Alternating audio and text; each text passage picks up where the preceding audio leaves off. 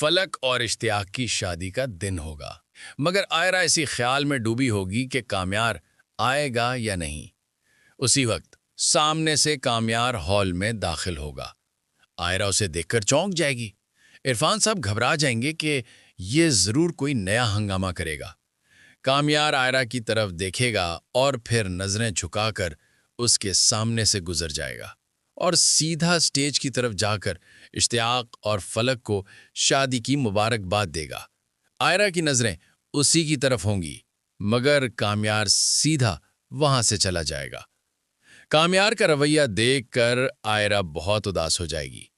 कुछ ही देर बाद एक अनजान लड़का उसकी तरफ बढ़ेगा और कहेगा, आप बहुत खूबसूरत हैं, आपका पार्टनर बहुत लकी होगा। आयरा कहेगी, पर मेरा तो कोई पार्टनर नहीं।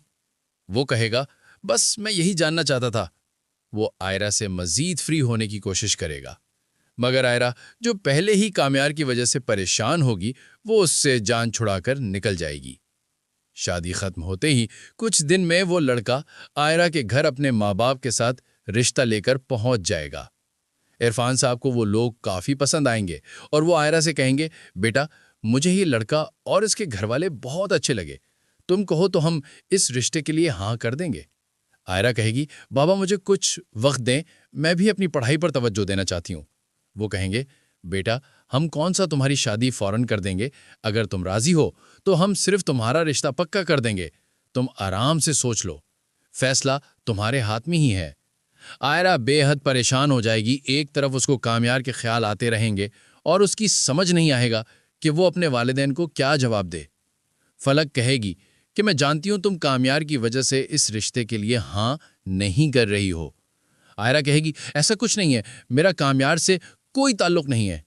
फलक कहेगी, अगर उसे कोई ताल्लुक नहीं तो तुम इस रिश्ते का सुनकर इतना परेशान क्यों हो? अगर तुम वाकई कामयार को पसंद करती हो तो मुझे बता सकती हो, मैं इश्तियाक से कहूंगी, वो कामयार से बात करेंगे।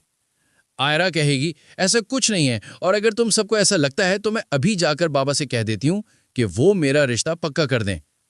इस तरह आयरा की उस लड़के से मंगनी हो जाएगी और जब यह खबर कामयार तक पहुंचेगी तो वो बिल्कुल टूट जाएगा। इश्तियाक कामयार से कहेगा, अभी भी वक्त है, तुम आयरा से बात कर लो।